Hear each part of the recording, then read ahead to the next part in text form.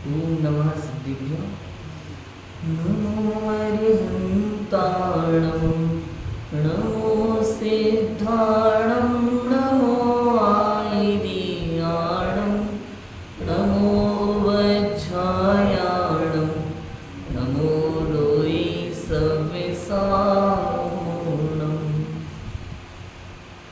नमः श्रीवर्धमानाय निर्धूतकलिलात्मने सालोकानां त्रिलोकानां यद्विद्यादर्पणायते उत्तम क्षमा मार्दव्यार्जविभावने सत्य शौच संयम तप त्याग उपावने आकिंचन ब्रह्मचर्य धर्म दश सार है चौगति दुखते काणी मुक्ति करतार है।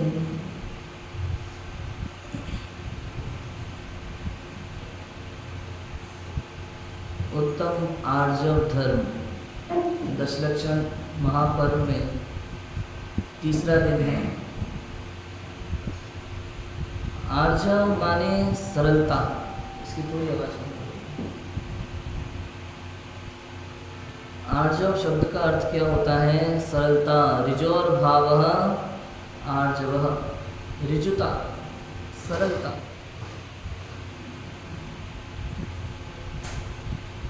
ये सरलता आत्मा का स्वभाव है। क्या है? आत्मा का स्वभाव है। ये 10 धर्म आत्मा के स्वभाव हैं और हमें अपने स्वभाव की प्राप्ति करनी है। बस कम करो।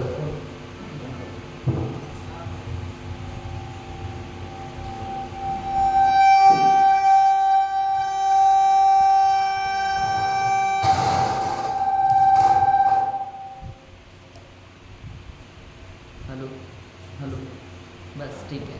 आवाज़ आ रही है ना? हमें अपने आत्म स्वभाव की प्राप्ति करनी है। ये सब चारित्र गुण की पर्याय हैं। क्षमा, मार्दव, आर्जव। पूर्ण रूप से तो ये 10 धर्म दिगंबर मुनिराजों के ही पाए जाते हैं।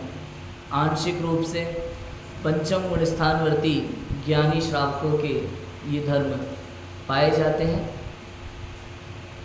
और सबसे पहली शर्त है इस स्वभाव की प्राप्ति के लिए, वो क्या है? दर्शन मोह का अभाव और अनंतानुबंधी का अभाव। क्या शर्त है? दर्शन मोह का अभाव और अनंतानुबंधी का अभाव। ये जो उत्तम शब्द है ना, उत्तम शब्द, ये उत्तम सम्यक दर्शन का सूचक है। और सम्यक दर्शन कब होता है? दर्शन मोह और अनंतानुबंधी के अभाव को। ये जो अनंतानुबंधी कषाय है ना, ये बहुत हाई क्वालिटी की कषाय है। ये श्रद्धा गुण का भी घात करती है और चारित्र गुण का भी घात करती है, अनंतानुबंधी कषाय। इसलिए सम्यक दर्शन से पहले अनंतानुबंधी का अभाव होना कंपलसरी है, उसके बिना नहीं होता। ऋजुता अर्थात एकदम सरल परिणाम। और इस सरलता का उल्टा क्या है? मायाचारी का परिणाम। सरलता का विपरीत क्या है? मायाचारी का परिणाम। मायाचारी की मुख्यता कौन सी गति में होती है? त्रियंच गति में होती है। मतलब यदि हमारे अंदर में बहुत ज़्यादा मायाचारी के परिणाम हैं तो समझ लो त्रियंच गति की तैयारी है। त्रियंच गति में कहाँ कहाँ जा सकते हैं कुछ कह नहीं सकते। निगोद, निगोद कौन सी गति होती है बताओ? 4 गतियों में से निगोद कौन सी गति है? त्रियंच गति है। निगोद भी वहाँ तक पहुँच सकते हैं इस मायाचार के परिणाम से। निगोद का भी बंद हो जाता है। ये सरलता वास्तव में मेरा स्वभाव है, कहीं बाहर से नहीं आती। सरलता कहाँ से लाए? बाहर से। बाहर से नहीं आती, मेरे कण कण में सरलता है। कण कण में सरलता है। बस मुझे अपने सरल स्वभाव की पहचान नहीं है। बस इतना सा है। बस इतना सा है। हमने आज पूजा में क्या पढ़ा था? आर्जव छंद में मन से होए मन में होए सो वचन उचरिए, वचन होए सो तन सो करिए। मतलब मन में कुछ, वचन में कुछ और काया में कुछ, इसका नाम तो माया, और इसका विपरीत इसका नाम आर्जव धर्म। यही पढ़ा था सुबह पूजन में। लेकिन ये बहुत स्थूल कथन है, बहुत ज़्यादा स्थूल कथन है। अगर ऐसा मान लिया जाए तो बहुत बड़ी गड़बड़ हो सकती है। क्यों? क्योंकि उनका क्या होगा जिनके पास मन वचन काय नहीं है। उन सिद्ध भगवान के आर्जव धर्म है कि नहीं, सोचो। जिन सिद्ध भगवान के मन वचन काय तीनों नहीं है, लेकिन उनके आर्जव धर्म तो है। क्यों? क्योंकि सिद्ध भगवान वो हैं जिनके स्वभाव की समस्त पर्याय प्रकट हो चुकी है, जिनका स्वभाव पूर्ण रूप से प्रकट हो चुका, अनंत गुण जिनके प्रकट अवस्था में है, वो सिद्ध भगवान है। और ये क्षमा आदि ये भी क्या है, आत्मा के स्वभाव है, और ये सिद्धों के प्रकट है। जबकि मन नहीं है, वचन नहीं है, काय नहीं है, फिर भी उनके आर्जव धर्म। और उन एकेंद्रिय जीवों को देखो, जिनके काय तो है किंतु मन और वचन नहीं है, फिर भी उनके माया कषाय बहुत है। असंगी पंचेंद्रिय तक के जीव जिनके मन नहीं है, फिर भी उनके माया कषाय खूब है। ये जो परिभाषा हमने अगर बना ली कि जिनके मन वचन काय है, मन में होए सो वचन उचरिए, वचन होए सो तन सो करिए, बहुत स्थूल कथन है देखा जाए तो। ये कथन क्यों है? ये कथन मात्र प्रगटता और अप्रगटता की अपेक्षा से, किस अपेक्षा से है? प्रगट और अप्रगट की अपेक्षा से ये कथन है। वो जो एक इंद्रिय जीव हैं, उन एक इंद्रिय से असंगी पंचेंद्रिय तक के जीव जो हैं, उनके अंदर में माया कषाय तो बहुत है, खूब सद्भाव है, अनंत अनुबंधी माया कषाय का सद्भाव है। शरीर से एकत्व बुद्धि, ये शरीर से एकत्व बुद्धि अनंतानुबंधी माया है। माया कषाय उनमें विद्यमान है किंतु प्रकट नहीं है, प्रकट नहीं है। मतलब आप किसी जीव को देख करके नहीं कह सकते हो कि ये माया कर रहा है, ये छल कर रहा है, ये कपट कर रहा है। बताओ, आलू के अंदर जो अनंत निगोदिया जीव बैठे हुए हैं, उनको देख करके आप कह सकते हो कि ये छल कपट कर रहे हैं?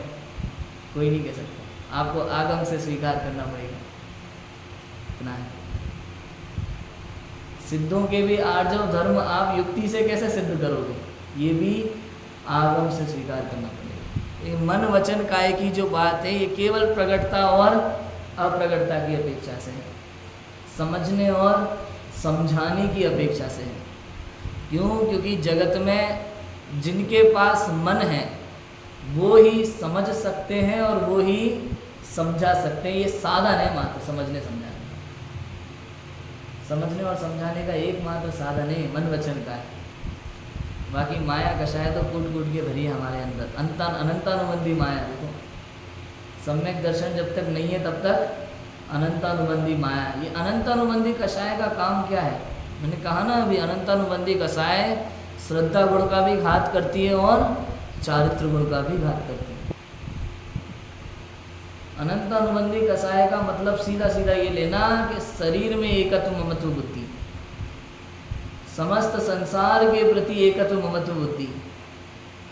ये संसार में मैं कुछ कर सकता हूँ, मैं कुछ पा सकता हूँ, ये जो बुद्धि है ये अनंतानुबंधी कषाय वाली बुद्धि है।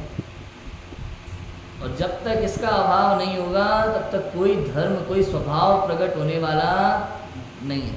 ऐसा है। इस मोह के कारण से हम अनादिकाल से दुखी हो और दुखी रहेंगे। मोह माने सीधा सीधा सिंपल अज्ञान, अज्ञान। कई बार तो हम अज्ञान का सहारा लेते हैं अपनी कषायों के पोषण के लिए और पढ़ाने के लिए। आप सोचो कितना मज़ा आता है। बहुत सारे जीव जिनको पता नहीं होता ना किसी चीज़ के बारे में, तो बड़े अच्छे बने रहते हैं, भोले बने रहते हैं, भोले प्राणी। हमें तो पता ही नहीं है। आप सोचो भाई, पता नहीं होना ये सबसे बड़ा पाप है। अज्ञान दुनिया का सबसे बड़ा पाप है। अज्ञान से बढ़कर दूसरा कोई दुख नहीं है और ज्ञान से बढ़कर दूसरा कोई सुख नहीं है संसार में। अज्ञानी जीव सदा दुखी रहता है और ज्ञानी जीव सदा सुखी रहता है। समस्त संसार में ऐसा ही है और हम अपने अज्ञान का पोषण करते हैं केवल और उसको बढ़ाते हैं। वो बड़े खुश होते हैं, हमें तो पता ही नहीं है ना ऐसा करते हैं। आप सोचो, किसी भी कार्य को करते हुए आपको उस कार्य की जानकारी नहीं हो तो ज़्यादा पाप लगेगा कि जानकारी होने पर फिर भी पाप करो फिर ज़्यादा पाप लगेगा? बताओ। सीधा सिंपल उदाहरण, रात्रि भोजन का त्याग है हमारा, ठीक है। एक व्यक्ति ऐसा जिसने कहीं कभी गड़बड़ में प्रवचन सुन लिया, कान में 2 शब्द पड़ गए कि रात्रि भोजन नहीं करना चाहिए और क्यों नहीं करना चाहिए, और एक व्यक्ति ऐसा जिसे पता ही नहीं है कि रात्रि भोजन करना चाहिए कि नहीं करना चाहिए, उसने कभी सुना नहीं, कभी पढ़ा नहीं, कभी समझा नहीं। 2 व्यक्ति रात्रि भोजन कर रहे हैं बगल बगल में बैठे बैठे। अब बताओ किसको पाप कम लगेगा, किसको ज़्यादा लगेगा? सोचो, कई सारे जवाब हैं इसमें। बहुत सारे लोग कहेंगे कि नहीं, जिसको पता नहीं है ना उसको पाप कम लगेगा, जिसको पता है, पता होते हुए भी खा रहा है, उसको ज़्यादा लगेगा। कहते हैं ना लोग। अब बताओ। हाँ देखो, जिसको पता है ना कहीं परिणामों में परिवर्तन आ जाता है, कहीं ना कहीं वो सूक्ष्म परिणमन होता है परिणामों का। परिणाम का जो परिवर्तन है ना, एकमात्र केवल ज्ञान गम्य है। इसको तो हम स्वयं भी नहीं समझ सकते। ये सम्यक दर्शन की बात है ना, हम कहते हैं अनुभव गम्य है और केवल ज्ञान गम्य है। वहाँ जब सम्यक दर्शन होता है तो अनुभव में आता है, वो अनुभव गम्य है, वो ठीक है, वो जानता है कि कुछ बदलाव हुआ है, लेकिन सम्यक दर्शन छूटने का पता नहीं चलता। हाँ देखो, तो परिणामों में जो परिवर्तन होता है ना, परिवर्तन मात्र केवल ज्ञान गम्य होता है। आप सम्यक दर्शन होने का अनुभव तो हो जाता है, लेकिन छूटने का पता नहीं चलता कब छूट गया, ऐसा होता है। तो ये अज्ञान हम और बढ़ा रहे हैं दुनिया में। देखो क्यों, पता है, जिसको एक बार पता चल गया, कभी सुना है, पढ़ा है कि रात्रि भोजन में जीव हिंसा है, खाने योग्य नहीं है, वो खाते समय भी उसके अंदर एक प्रकार का हल्का सा अनासक्ति का भाव होगा, उसके अंदर में थोड़ा सा ऐसा परिणाम होगा कि नहीं ये खाने योग्य नहीं है। और जिसको पता ही नहीं है उसकी पूरी आसक्ति है, पूरा मजा लेगा उसका, तो उसको पाप ज़्यादा है। बिल्कुल वैसे ही आप सोचो, जैसे कोई यहाँ ऊपर से कूदे ना नीचे, तो एक जिसको पता है वो जानबूझ के कूदे और एक गिर जाए, तो दोनों में बड़ा अंतर होता है। अज्ञान का बड़ा खतरनाक काम है, अज्ञान का बहुत बड़ा पाप है। ये अज्ञान के बराबर कोई दुख नहीं है समस्त संसार में। ये जीव केवल अज्ञान से दुखी है और ज्ञान से ही सुखी हो सकता है। आप सोचो, जब आप गाड़ी लेकर के कभी सड़क पे निकलते हैं ना और बहुत जल्दी में कहीं जा रहे हो और आपने देखी हो रास्ते में कहीं भीड़, तो जब तक पता न लग जाए कि ये भीड़ क्यों लगी है, खाना हजम नहीं होता हमारा। ये जानने की इच्छा है, जानने की तीव्र इच्छा, जब तक पता नहीं लग जाए, कोई मतलब नहीं है उससे, हमारा कोई लेना देना नहीं है दूर दूर तक। जानने की इच्छा, ये खतरनाक इच्छा है। पंडित टोडरमल जी ने यहाँ 4 इच्छाओं का प्रकरण लिखा हुआ है, बहुत शानदार विषय है। जानने की इच्छा बहुत खतरनाक इच्छा है, इसके कारण से जीव दुखी है। कई बार तो ऐसा होता है, आपने देखा होगा जीवन में कई बार होता है, हम जब हॉस्टल में पढ़ते थे ना, तब जैसे 2 बच्चे आपस में बात कर रहे हैं, 2 मित्र गोलू मोलू, वो आपस में बातें कर रहे हैं और बात करते करते इशारा किसी तीसरे की तरफ चला गया। बस हाथों का इशारा होता है ना, बात करते करते वो किसी तीसरे की तरफ ऐसे ही चला गया होगा, उनका तो ध्यान भी नहीं था। और जब उस तीसरे ने देखा तो उसे लगा जरूर मेरे बारे में कोई बात कर रहे हैं। अब वो अलग अलग दोनों से जाके पूछेगा, क्यों तुम दोनों क्या बात कर रहे थे मेरे बारे में? अब जबकि उसके बारे में तो कोई बात ही नहीं थी। वो तो कह देंगे नहीं भाई तेरे बारे में कोई बात नहीं थी, तो हम अपनी कुछ बात कर रहे थे। उसको विश्वास नहीं होगा। दूसरे से पूछेगा, सेम जवाब मिलेगा, लेकिन उसको विश्वास नहीं मिलेगा। 2-3 दिन तक, 4 दिन तक, 6 दिन तक उसके दिमाग में वो बात घूमती। ये जानने की इच्छा है, तीव्र इच्छा हम सबके अंदर है। आप देखो माया कषाय का प्रकरण वास्तव में बहुत बड़ा है। हम प्रतिदिन छल कर रहे हैं, प्रति समय कर रहे हैं। कई बार तो प्रकट होते हुए भी हमें दिखाई नहीं देता। अप्रकट अवस्था अलग बात है, प्रकट अवस्था अलग बात है। प्रकट होते हुए भी कभी कभी हमें समझ में नहीं आता कि ये छल है, कितना बड़ा छल है। अप्रकट हो तो बात अलग है, क्योंकि कई बार जब हम स्वाध्याय करते हैं, समझते हैं, तो हमारे परिणाम तो इतने निर्मल तो हो ही जाते हैं कि हम छल कपट से बचते हैं। हमारे मन में भाव ही नहीं आता किसी को धोखा देने का। तब आता है कि नहीं आता? कभी नहीं लगता हमें, लेकिन फिर भी कहीं ना कहीं बैठा होता है।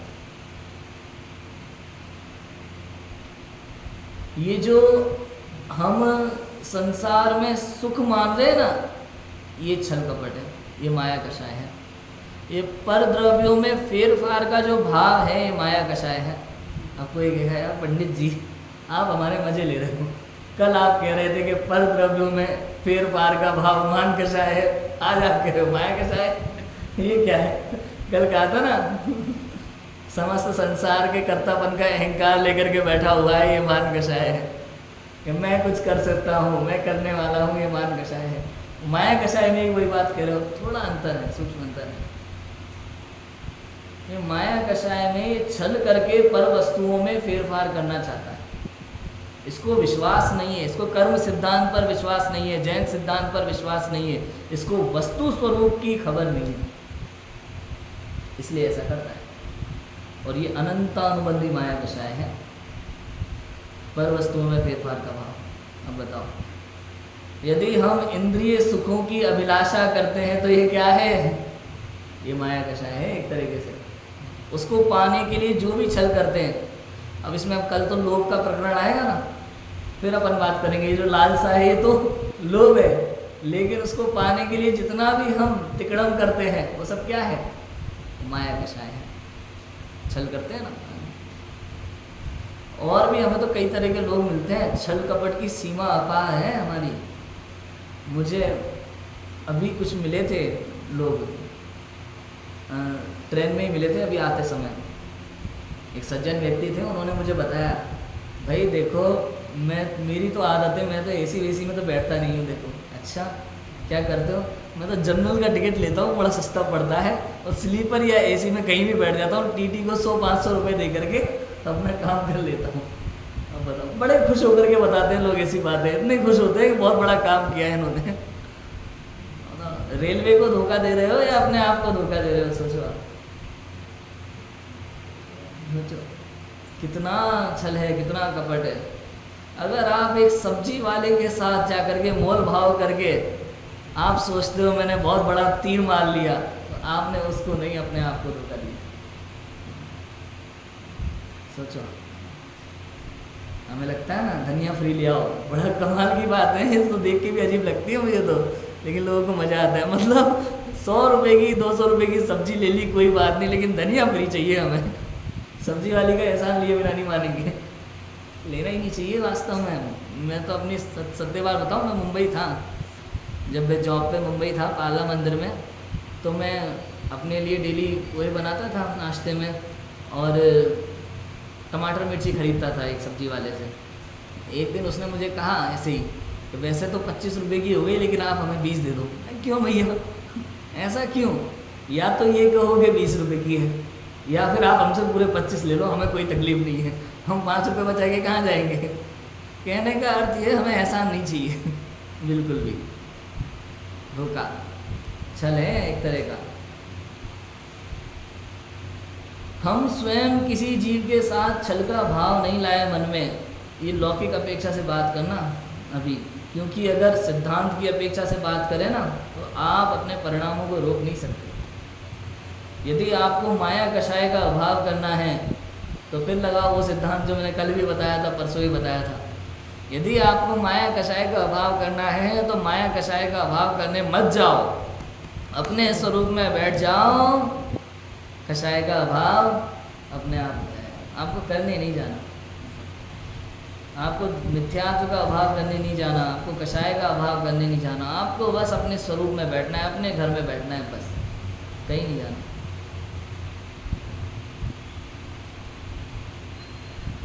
तो मैंने 12 भावना लिखी है, उसमें लाइन है शायद संबर भावना की लाइन है शायद। घर में रही कर द्वार बंद तो चोर नावे, अंतर में रह निज ध्यावे तो कर्म नावे। कर्मागम के द्वार को अब बंद करूँगा, जान लिया संसार 12 भाव निभाऊँगा। घर में रहें कर द्वार बंद तो चोर नहीं आएंगे। चोर कब आते हैं?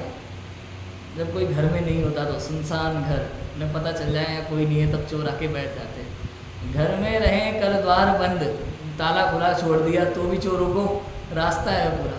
तो ये संबर, द्वार बंद तो चोर ना आवे। ऐसे आत्म में रहें, हम बाहर नहीं भटके, अपने स्वरूप में रहें, अपने स्वरूप का अनुभव करें। तो ये कर्म रूपी चोर आएंगे तो सही, आकर के लौट जाएंगे। समझ में आया क्या होता है? आएंगे तो सही, आकर के लौट जाएंगे। 13वें गुण स्थान में अरहंत परमात्मा, उनके सदा शुद्धोपयोग है, निर्विकल्प अवस्था है। कर्म आते तो हैं, आश्रव तो होता है, लेकिन बंध नहीं होता। आते और आके चले जाते हैं, इसलिए घर में रहना। एक और तरीके से समझाऊँ इस चीज़ को, एक उदाहरण देता हूँ। ये जो कर्म है ना, इन कर्म, इनको निमंत्रण हम देते हैं, स्वयं निमंत्रण देते हैं हम। ये ऐसे नहीं आते जैसे हम किसी को शादी का कार्ड भेज करके बुलाते हैं ना, बिल्कुल ऐसे हम ये कर्मों को निमंत्रण दे रहे हैं बस। ये अपने आप नहीं आ रहे। इधर जरा सा विकार उत्पन्न हुआ और ये एक क्षेत्र होगा बन जाता, चारों तरफ फैले, बिल्कुल इसी तैयारी में एकदम तैयार बैठे रहते हैं बिल्कुल। इधर जरा सा विकार उत्पन्न हुआ और ये एक क्षेत्र होगा बन जाते हैं तुरंत। आप सोचो, जैसे भाई साहब आपके घर पे आपके पुराने मित्र मिलने आए, और जैसे ही आपके मित्र मिलने आए और आपने उनकी आओ भगत शुरू कर दी, आओ भैया बैठो, कितने दिन हो गए यार तो मिलने नहीं आए, बहुत दिनों बाद आए हो, आओ बैठो बैठो बैठो, बताओ क्या लेंगे, चाय कॉफ़ी, हाँ शरबत रसना और जो जो भी होता है क्या लेंगे बताओ। उसके बाद उनको बढ़िया काजू बादाम खिलाओ, आप अच्छी अच्छी चीज़ें बना करके खिलाओ। दोबारा आएगा कि नहीं आएगा वो बताओ? जरूर आएगा, बार बार मिलने आएगा, इतना सम्मान जो मिला है। अब इसी को थोड़ा उल्टा करो, कोई मित्र आपसे मिलने आया और आप अपने काम में बिजी हो। जब वो आया और उसने पूछा और भैया कैसे हो, बस यहाँ से गुजर रहा था तो सोचा आपसे मिलता चलूँ, हम जवाब ही नहीं दे रहे, अपने काम में बिजी है। हमने पानी तक नहीं पूछा, बात ही नहीं की, थोड़ी देर अपनी बात करके और लौट जाएगा, दोबारा आएगा क्या? अरहंत परमात्मा यही करते हैं, दिगंबर मुनिराज यही करते हैं। ये कर्म आते हैं, विकार भाव उत्पन्न नहीं होने देते। कर्मोदय होता है ना, हम लोगों के जीवन में क्या होता है, कर्म का उदय आता है, परिस्थितियाँ बनती है, निमित्त बनते हैं और हम जल्दी ही विचलित हो जाते हैं, विकार उत्पन्न होते हैं, नया कर्म बच जाता है। हमारे आदर्श दिगंबर मुनिराज, अरहंत परमात्मा, सिद्ध परमात्मा अपने स्वरूप में लीन है। सिद्धों के तो आश्रय भी नहीं है, लेकिन मुनिराज और अरहंत परमात्मा कर्म आते हैं, उनको भाव नहीं देते, आते रहो, वो आते हैं लौट जाते हैं वापस आकर के। होता है कि नहीं होता? जब तक हमारा संसार में मन लगा रहता है ना, तब तक हम दुखी रहेंगे। हमें लगता है कि हम बहुत मस्त है, मज़े में है, किसी का भी फ़ोन आए, मैसेज आए और कैसे हो, एकदम बढ़िया परफेक्ट, जैसे सिद्धो जैसा झरना चल रहा है आनंद का अंदर में। लेकिन ऐसा नहीं है, महा दुखी है ये जीव। आप देखो पल पल में दुखी है, इसके दुख की क्या कल्पना करें। वर्तमान में जो देखो वही देखो आप। तो छोटा बच्चा रिमोट हाथ में दे दिया तो सुखी, वापस ले लिया तो दुखी, कितनी जल्दी सुख दुख हो जाता है। देखो मोबाइल दे दिया हाथ में तो सुखी, वापस ले लिया तो तुरंत दुखी, जरा जरा से में सुख दुख हो रहा है। हम अपनी सरलता को नहीं पहचान पा रहे, समस्या बस यही है। नहीं है ये सरलता कैसे है, ये स्वभाव कैसा है हमारे अंदर, बिल्कुल शक्कर में मिठास की तरह, नमक में खारेपन की तरह। ये सरलता मेरा स्वभाव है, मैं सरल हूँ। मुझ में सरलता है या मैं सरल हूँ?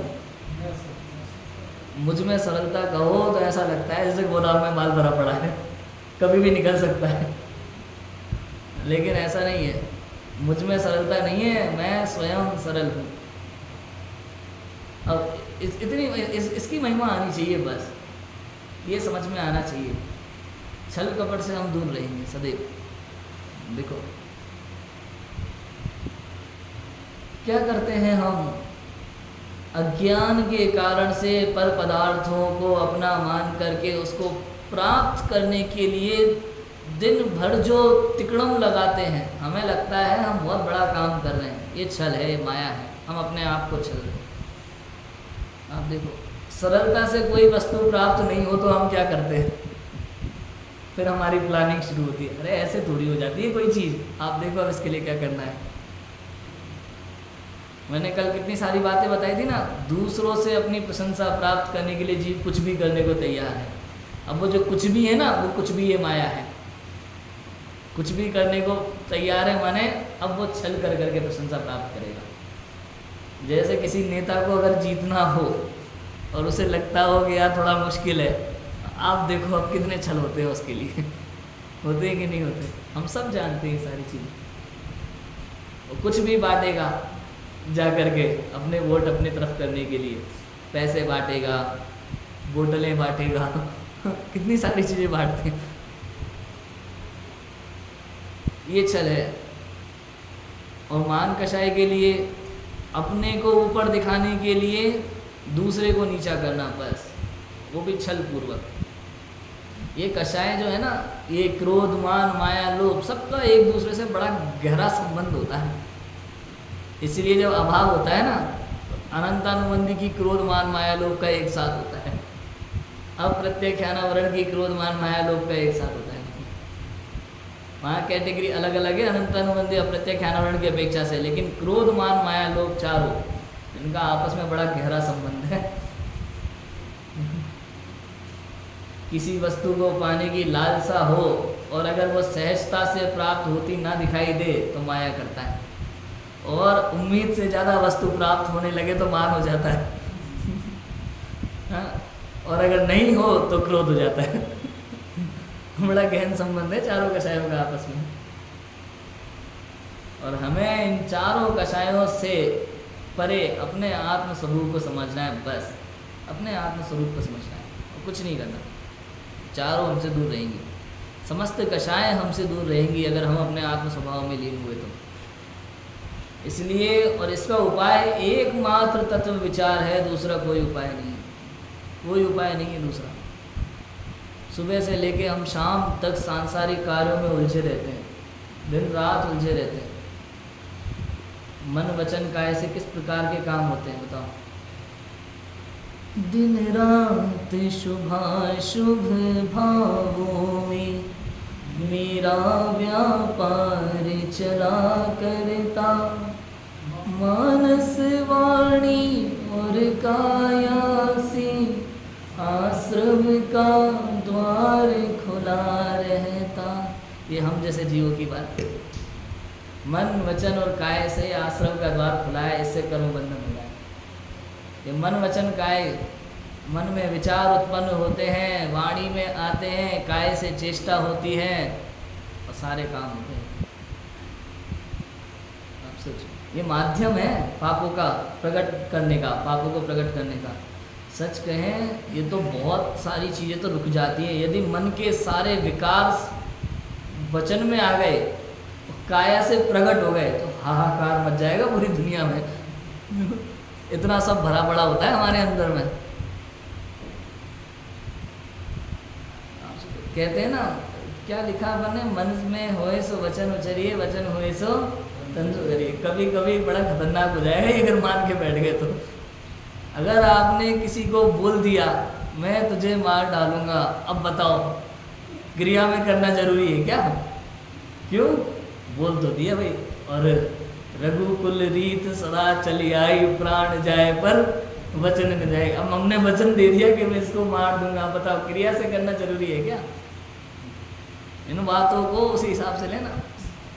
मन में कितने सारे विकार होते हैं हमारे, क्रोध के, मान के, माया के, काम के। अगर ये बातें वाणी पे आ जाएं, वचन में आ जाएं, तो आधे से ज़्यादा दुनिया हमारी दुश्मन बन जाएगी अभी बैठे बैठे। हर बात अगर वचन में आने लगे तो आधे से ज़्यादा बातें तो मन में होती हैं। यही छल है, इसी का नाम छल है। क्यों? मन में है ना, वचन से नहीं बोल पा रहे और काया से प्रकट नहीं कर पा रहे, लेकिन मन में कुछ है, वचन में कुछ और ही निकल रहा है और काया से कुछ और ही होता है। यही तो छल है। किसी की प्रशंसा करते समय हम जो कसीदे पढ़ते हैं, वास्तव में क्या वो भाव होते हैं? वचन में कुछ और निकल रहा होता है, मन में कुछ और निकल रहा होता है। अरे एक छात्र से पूछो उसके टीचर के लिए क्या भाव होते हैं उसके मन में तो पता चल जाएगा। अलग अलग नाम रख के बैठे होते हैं लोग टीचर के, और सामने अरे सर आपसे बढ़कर दुनिया में कोई है ही नहीं हमारे लिए, आप हमारे गुरु हो, गुरु गोविंद हो खड़े। ये सब वो ये मन में कुछ है और वचन में कुछ है। ये सब हमारे नित्य प्रतिदिन चल रहा है जीवन में, सबके साथ में चल रहा है। यहाँ तक कि ये तो छोड़ो टीचर, बच्चों के मन में माता पिता के प्रति क्या भाव हो जाते हैं आप सोचो। मन में कुछ और होता है, कई बार वचन में कुछ और होता है। कोई बात कहने से घबराते हैं कि नहीं घबराते? डरते हैं, अरे यार पता नहीं क्या कहेंगे, क्या सोचेंगे, और फिर मन में वो कुछ और भी सोचता रहता है। ऐसा भी होता है। इसलिए ये कह रहे हैं कि भैया इन बातों को उसी हिसाब से लेना। अगर मन की बातें सारी वचन पे आ जाए कि नहीं यार, अगर मुझे उत्तम आर्जव धर्म का पालन करना है ना, तो मन में जो भी खोटे विकार आ रहे हैं सब बाहर निकाल दो वचन के माध्यम से और क्रिया के माध्यम से। क्यों? क्योंकि जब मन वचन काय में एक रूपता होगी तो आर्जव धर्म प्रकट हो जाएगा। ऐसा मान लेते हैं ना।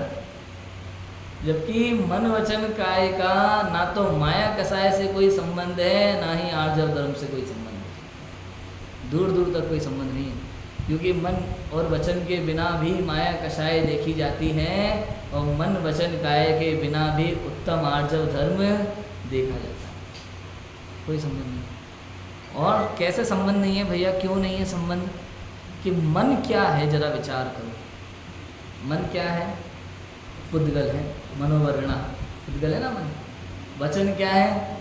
पुद्गल है, भाषा वर्णा। काय क्या है? ये भी पुद्गल है, आहार वर्णा। मन वचन काय तीनों पुद्गल है। मेरा इससे दूर दूर तक कोई संबंध नहीं है। मैं आत्म तत्व, आत्म द्रव्य, जीव द्रव्य और ये पुद्गल द्रव्य, एक द्रव्य का दूसरे द्रव्य में अभाव, अत्यंताभाव। अत्यंताभाव है मुझ में और पुद्गल में। इसलिए माया कसाय, और ये माया कसाय और आर्जव धर्म, ये दोनों क्या है? ये दोनों आत्मा के भाव हैं। किसके भाव हैं? आत्मा के भाव हैं। एक स्वभाव भाव है और एक विभाव भाव है। पुद्गल से इसका कोई संबंध है। और जो स्वाध्याय नहीं करते होंगे, जिन्होंने कभी जिनवाणी के वचन नहीं सुने होंगे गहराई से, तो आज तक यही मान रहे होंगे कि भाई मन में होए सो वचन उचरिए, वचन होए सो तन सो करिए, क्योंकि ध्यानत राय जी ने लिखा है और 10 लक्षण की पुरानी पूजन है। ध्यानत राय जी ने अनुवाद किया ना हिंदी में, पद्य अनुवाद। तो 10 लक्षण की पुरानी पूजन है, संस्कृत पूजन है। तो उनको यही लगेगा कि बस मन वचन काय की एक रूपता हो तो इसका नाम सरलता है, लेकिन इसका नाम सरलता नहीं। ऐसा है, इसका नाम सरलता नहीं है। आप सोचो, एक कपड़े की दुकान पे कोई कपड़ा खरीदने जाए, 3 लोग बैठे हुए हैं बेचने वाले। एक ही कपड़े को किसी ने भाव पूछा, क्या भाव है भैया? 8 रुपये मीटर। दूसरे से पूछा तो 10 रुपये मीटर। तीसरे से पूछा तो 12 रुपये मीटर। क्या छल कपट कर रहे हो? क्या लूट मचा रखी है? जितने आदमी उतने भाव। लेकिन आप ये देखो, अगर वहाँ पे एक ही आदमी होता 3 की जगह और वो 12 रुपये मीटर ही बताता, तो बताओ, तो क्या वो रेट सही होती? तब क्या वो लूट नहीं होती? जो दिखता है हम केवल उसे ही समझते हैं, जो दिखता नहीं है उस पर तो हम विचार ही नहीं करते। सोचो, संसार में ऐसी कितनी चीज़ें हैं, दिन भर में हमारे सामने कितने ऐसे उदाहरण मिलते हैं मायाचार के, और हम उसमें कहीं ना कहीं जुड़े रहते हैं। लोग परीक्षा पास करने के लिए भी छल करते हैं, करते कि नहीं करते बताओ? कई बार तो ऐसा होता है जब अपनी लाइन ऊंची ना हो तो दूसरे की लाइन नीची करो, इसका नाम छल है, छल कपट। हमारे जीवन में ये सब चीज़ें होती हैं। अब कोई कहे नहीं पंडित जी देखो ऐसा है, पहले तो हमारे भी होता था, ऐसे भाव आते थे, लेकिन जब से हमने स्वाध्याय किया है तब से बिल्कुल नहीं। अच्छा, और बड़े अच्छे जीव हैं, बड़े भोले जीव हैं भैया। पंडित जी मैं पहले बहुत गुस्सा करता था, मैं खुद ही कह देता हूँ कभी कभी, मैं पहले बहुत गुस्सा करता था, जब से स्वाध्याय बढ़ाया है, स्वाध्याय किया है, गुस्सा बहुत कम हो गया। तो बिल्कुल करता ही नहीं, है ही नहीं, मतलब ही नहीं, काहे का गुस्सा।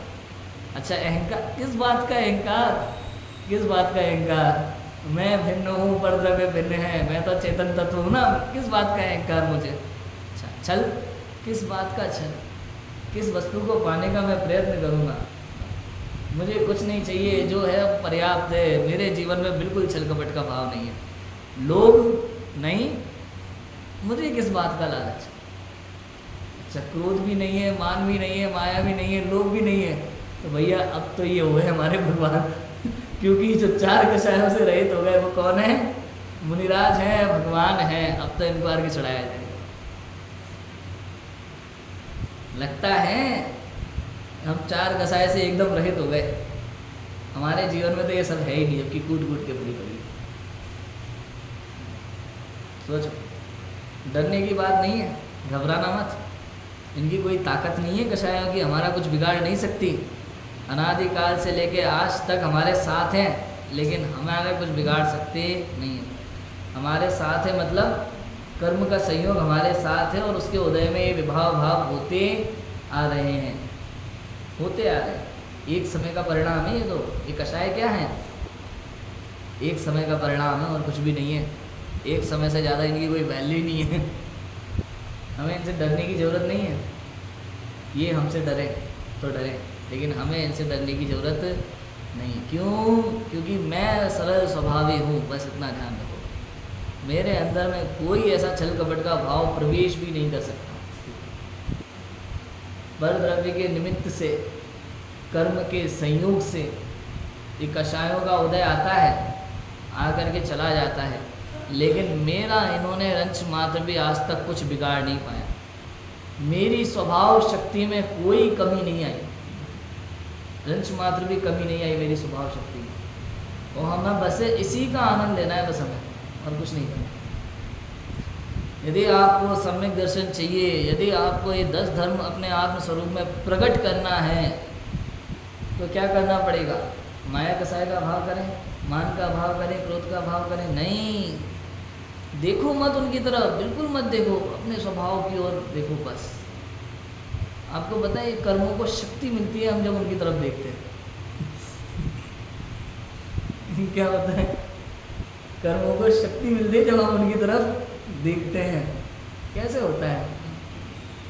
कर्मों की ताकत थोड़ी ना है, नहीं तो जितना आप कर्म के बारे में सोचोगे उतना ये कर्म का बंद होगा, और जब आप इनके बारे में सोचना बंद करके अपने स्वरूप को देखोगे तो कर्म का बंद नहीं होगा। इतनी गजब की बात है। थोड़ा सा बस ये तत्व विचार भी हो ना, तत्व विचार भी, तो कर्म थरथर कांपते हैं उतने काल में। आप पढ़ना, ये प्रायोगिक लब्धि का प्रकरण पढ़ो आप। करण लब्धि के पूर्व ही कर्मों की सत्ता में उथल पुथल मचना शुरू हो जाती है। स्थिति कांतक घात, स्थिति बंधाप शरण, क्या क्या होता है देखो, सारी उथल पुथल मचना शुरू हो जाती है प्रायोगिक लब्धि के काल में, तत्व विचार के काल में। बस अभी तो सम्यक दर्शन दूर है, उसके बाद भी, क्योंकि प्रायोगिक लब्धि में ये कहा कि सम्यक दर्शन होने की गारंटी नहीं है। करण लब्धि का पहला समय भी हो तो गारंटी है, लेकिन प्रायोगिक लब्धि तक गारंटी नहीं है सम्यक दर्शन की। ऐसा है, बिल्कुल ये समझो जैसे भाई साहब आपने कुछ नहीं किया, आपने अपने बगल में दारा सिंह जी को बिठा के रखा हुआ है और वहाँ बैठे हो ना, और किसी से भी लड़के आए हो, आप किसी को कुछ भी बोल के आए हो उल्टा सीधा, और आप अगर दारा सिंह जी के बगल में बैठे हो बस, तो उसकी ताकत नहीं है कि वो आपसे आके लड़ ले, कुछ कह दे, दूर से ही घबरा जाएगा। बिल्कुल ऐसे ही, बिल्कुल आपको बस तत्व विचार करना है, जिनवाणी की बातें सुनना है, ये 7 तत्व प्रयोजन भूत तत्व संबंधी बातों का विचार बस करना है। इतने में तो कर्मों की हालत खराब होने लगती है। हमें कुछ करना ही नहीं है, अपने स्वरूप का विचार करो, अपने प्रयोजन भूत तत्व का विचार करो, बस इतना ही करना और कुछ नहीं करना। कर्मों की हालत खराब हो जाती है कौन ये कर्म? अनादिकाल से मैं अपनी भूल के कारण से दुखी हो रहा हूँ और अपनी भूल को सुधार करके ही मैं सुखी हो सकता हूँ, दूसरा कोई उपाय नहीं। पर द्रव्यों को अपना मानकर पर द्रव्यों में फेरफार की भावना, ये मेरे दुख का कारण है। ये अनंत अनुबंधी कषाय है, यही मेरे दुख का कारण है बस। और हम इतना पढ़ने सुनने के बाद भी चूंकि इस चीज़ से नहीं बच पा रहे, इसलिए दुखी हैं। कई बार प्रश्न आता है, हमारे मन में आता है, आपके मन में आता है प्रश्न, इतना स्वाध्याय कर रहे हैं, समझ रहे हैं, पढ़ रहे हैं, पूजा पाठ कर रहे हैं, व्रत कर रहे हैं, उपवास कर रहे हैं, और क्या कर लें? बताओ क्या करें? कुछ मत करो भैया, ये सब करने से कुछ नहीं होगा, कुछ नहीं होगा ये सब करने से।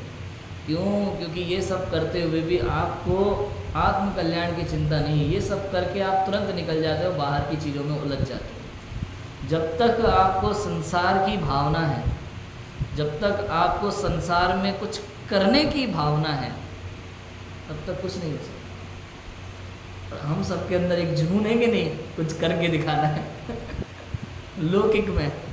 और जब तक हमारी लौकिक में कुछ कर दिखाने की भावना है, तब तक कुछ नहीं हो सकता है। तब तक आत्म कल्याण से आप बहुत दूर हो। एक ही चीज़ हो सकती है भैया, या तो आत्म कल्याण हो सकता है या शरीर कल्याण हो सकता है। लौकिक कल्याण माने शरीर का कल्याण, शरीर का कल्याण माने इस शरीर का नाम है ना, जैसे संभव, किसका नाम है संभव? मेरा नाम तो है नहीं, मैं तो दिखता ही नहीं हूँ। इस शरीर का नाम संभव है ना। अब ये संभव किन ऊंचाइयों को प्राप्त करेगा अपने जीवन में? क्या क्या प्राप्त करेगा, कितनी प्रशंसाएं प्राप्त करेगा, कौन से पद पर पहुंचेगा, क्या क्या उपलब्धियां प्राप्त करेगा, ये सारी चीज़ें जब तक ये दिमाग में है, तब तक इसे आत्मस्वरूप की महिमा नहीं आ सकती। सोचो, गजब की बातें हैं। और हमें अभी तक हमें इन बातों का भरोसा नहीं है। सच तो ये है, भले पढ़ रहे हैं, सुन रहे हैं, सब ठीक है, हम बहुत बड़ी बड़ी बातें कर लेंगे, शास्त्र खोल के प्रवचनों में हम ऊंची बातें कर लेंगे, सब कुछ है, लेकिन फिर भी हमें इन बातों का भरोसा नहीं है अभी तक। सोचते अंदर से विश्वास ही नहीं है। बातें तो कर रहे हैं, इसलिए कहा ये जो बातें हैं ना, ये जो हम कर रहे हैं, ये हमारी बातें नहीं है, ये तो उनकी बातें हैं, आचार्यों की बातें हैं, ज्ञानियों की बातें हैं, हमारी नहीं। हम तो बस पढ़ रहे हैं और सुन रहे हैं और वापस उलझ रहे हैं उन्हीं कार्यों में। अगर हमको इन सब से बचना है तो आत्म स्वभाव की महिमा आनी चाहिए। सिर्फ इतना सा है कि मैं सरल स्वभावी हूँ, बस ऐसा ज्ञान में आना चाहिए। मैं सरल स्वभावी हूँ, बस इस बात की खबर होना चाहिए, और कुछ नहीं करना। बाहर में कुछ भी करने जाओगे तो कुछ होगा नहीं, कारण ही गलत है। बताया था ना पंखे का उदाहरण दे करके, भाई पंखा अगर नहीं चल रहा है तो बाहर से कितनी भी उंगली से पंखड़ी को घुमाओ, वो नहीं चलेगा। क्यों? क्योंकि अंदर से तार हिला हुआ है और जब तक अगर आपको पंखा ठीक करना है तो पंखुड़ी घुमाने से काम नहीं चलेगा, उस तार को ठीक करो तो अपने आप पंखा ठीक हो जाएगा, पंखुड़ी घूमने लगेगी। ऐसे ही यदि आपको कषायों का अभाव करना है, आपको पापों का अभाव करना है, तो क्या करना? बस अंदर में देखना, सब ठीक हो जाएगा। कई बार हमें लगता है ना, कर्म के उदय और पाप का उदय ऐसा है, कई बार आत्म ध्यान होता ही नहीं है, चिंतन की तरफ विचार ही नहीं जाता। जब मैं कोटा में था फर्स्ट ईयर में, तो ये बातें बहुत सोचता था, क्योंकि जब नई चीज़ पढ़ने में आई तो बार बार उस बात पे दिमाग जाता है, विचार जाता है कि भाई बार बार एक ही बात कह रहे हैं, तत्व विचार, आत्म ध्यान, इसी से सुखी हो सकते हैं, तो करें तो कैसे करें? हो ही नहीं रहा। जब जब बैठते हैं और दूसरी चीज़ें मन में आती हैं। मैंने एक भजन लिखा था, हे गुरु मार्ग बता दो, चाहूं सुख पाना, कर्मों से मुझको छुड़ा दो, चाहूं सुख पाना।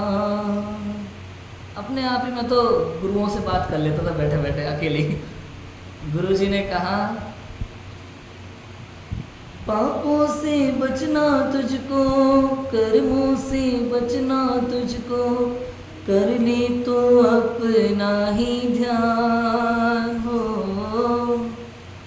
अब मैं क्या कहूँ फिर गुरुजी से, पापों का डेरा मुझ पर, कर्मों का घेरा मुझ पर, कैसे करूँ मैं इतना ध्यान हो। हे गुरु मार्ग बता दो, चाहूं सुख पाना। अब देखो कुछ नहीं करना तो अपना ध्यान करेगा तो काम हो जाएगा, लेकिन हम क्या करें भाई, ये पाप भाव और कर्मों का डेरा, ये पाप भाव एक समय का विकारी भाव, ये कर्म का उदय, इस कारण से मेरा ध्यान ही नहीं हो पाता, चिंतन ही नहीं हो पाता, मन ही नहीं लगता। आप इसी मोक्ष मार्ग प्रकाशक में 7वें अधिकार के लास्ट में जब ये पंडित टोडरमल जी ने वो प्रकरण लिखा कि प्रथमोपशम सम्यक दर्शन होता है तो उसके बाद जब वो छूटता है तो छूटने के पीछे क्या क्या कारण होते हैं, ये एक टॉपिक लिखा है यहाँ पंडित टोडरमल जी ने। तो उसमें उन्होंने कहा भाई या तो जीव अन्यथा विचार करने लगता है ना, या विपरीत विचार करने लगता है, कुछ भी सोचने लगता है, और अगर ये सब ना हो तो भी, क्योंकि काल तो कितना है प्रथमोपशम सम्यक दर्शन का अंतर्मूर्त, तो कह रहे अगर कुछ नहीं तो मिथ्यात्व का उदय अपने आप आएगा और छूट जाएगा। अब बताओ, जब हम इतनी बातें करते हैं ना पुरुषार्थ की, तब मुझे ये लगता है कि भाई अब बताओ इन्होंने कौन सा पुरुषार्थ में कमी रखी, क्यों अंतर्मूर्त में ही वो मिथ्यात्व का उदय आ रहा है। क्यों लिखा है कि प्रबल कारण तो मिथ्यात्व है, प्रबल कारण तो कर्म का उदय है। और सोचें, ये मुझे क्रमबद्ध पर्याय की श्रद्धा, सर्वज्ञता की श्रद्धा, आजकल अकर्तावाद सिद्धांत तो मुझे बड़ा प्यारा लगता है, बहुत अच्छा। सकर्तावाद पे मैंने 5 प्रवचन किए थे, पाउंडूर में कुछ गेस्ट आए थे तब, उनके लिए विशेष। एक द्रव्य दूसरे द्रव्य का करता नहीं है, मैं कर्म का और कर्म मेरा कुछ कर सकता नहीं है, मैं रागादि विकारी भावों का करता नहीं हूँ, सम्यक दर्शनादि निर्मल पर्यायों का भी करता नहीं हूँ। जब मैं कुछ नहीं कर रहा तो होता कैसे है सब, तो 5 समवाय पूर्वक प्रत्येक कार्य की सिद्धि लिया था। तो आप देखो कुछ नहीं करना, मैं इसके अंबद पर्याय की श्रद्धा, सर्वज्ञता की श्रद्धा इतनी पक्की क्यों हो रही है। मैंने जब ये प्रकरण पढ़े थे, कर्णानुयोग का थोड़ा अध्ययन किया, तो आप सोचो 7वें गुणस्थान से एक मुनिराज उपसम श्रेणी चढ़ रहे और एक मुनिराज छपक श्रेणी चढ़ते हैं। कौन डिसाइड करता होगा बताओ? मुनिराज डिसाइड करते हैं कि मैं उपसम श्रेणी चढ़ूंगा कि छपक श्रेणी चढ़ूंगा।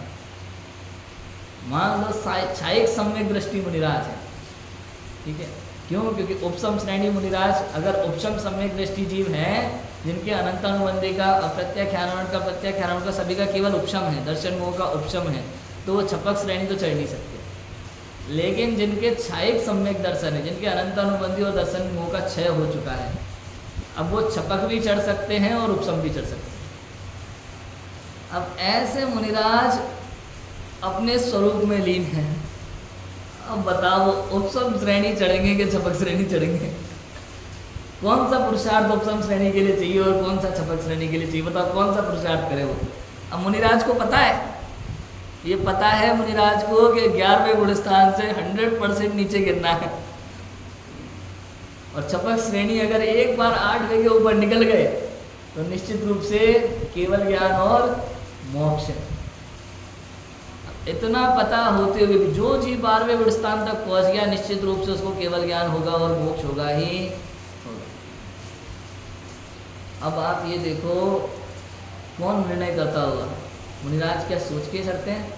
क्यों चढ़ते हैं उपशम श्रेणी जब उन्हें पता है कि नहीं वापस गिरना है? क्यों चढ़ते होंगे बताओ? पुरुषार्थ में कहाँ कमी रह जाती है? पुरुषार्थ तो वही है ना। अब ये जो परिणामों का खेल है ना, कौन से परिणाम से वो उपशम हो रहा है कर्मों का और कौन से परिणाम से क्षय हो रहा है, ये केवल ज्ञान का में बातें हैं। इससे केवल ज्ञान की महिमा आती है। देखो तीसरे गुण स्थान में जीव के परिणाम कैसे होते हैं मिश्र वाले, आप विचार नहीं कर सकते। अब उस समय जो ये है वाला भाव रहता है ना मिश्र गुण स्थान में सम्यक मिथ्यात्व में, वो ऐसा नहीं होता कि रागी है वीतरागी है, वो तो निश्चित रूप से दर्शन मोह है।